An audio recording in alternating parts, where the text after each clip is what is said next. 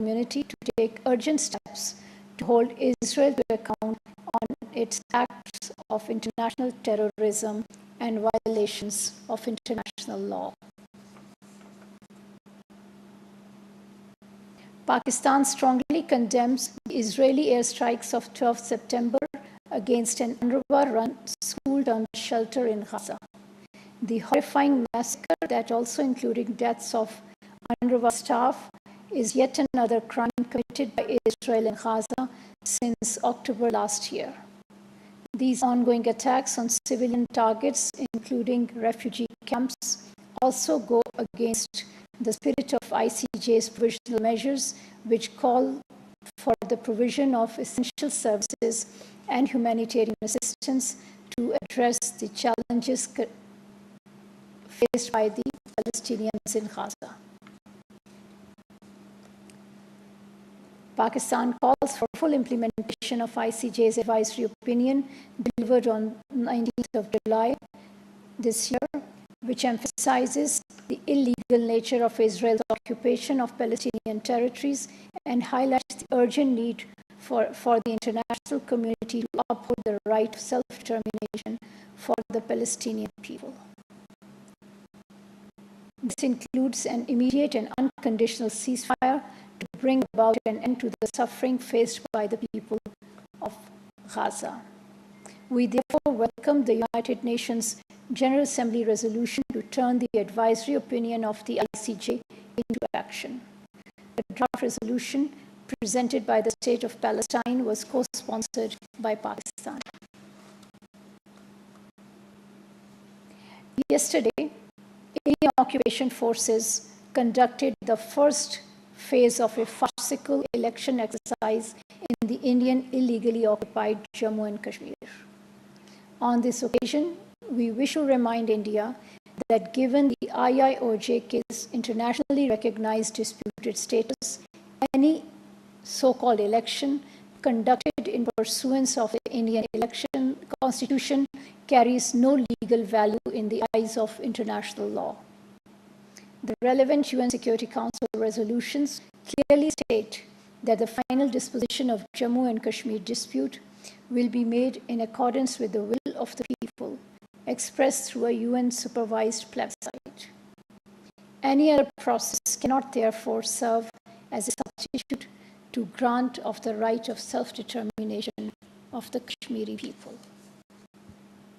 A so-called electoral process held amidst excessive deployment of security forces defies all international standards for the expression of free will of a people who remain under decades-long foreign occupation.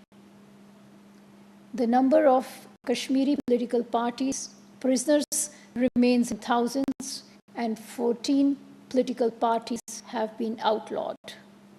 Holding any electoral exercise under Indian supervision is in such an environment of fear and intimidation has no validity whatsoever. Pakistan will continue to extend political, diplomatic, and moral support to our Kashmiri brothers and sisters for just and peaceful settlement of the Jammu and Kashmir dispute in accordance with UN Security Council resolutions. Now, I have an important announcement. Prime Minister Mohammad Shehbaz Sharif will participate in the high-level segment for the 79th session of the UN General Assembly in New York from 23rd to 27th of September. He will be accompanied by the Deputy Prime Minister and Foreign Minister, Senator Mohammad Ishaq and senior government officials. In his address at the UN General Assembly, the Prime Minister will reaffirm Pakistan's steadfast commitment to multilateralism and express support for the role of United Nations in fostering global peace, security, and prosperity. He will emphasize the importance of addressing long-standing issues on the agenda of the UN Security Council, including the question of Palestine and the Jammu and Kashmir dispute.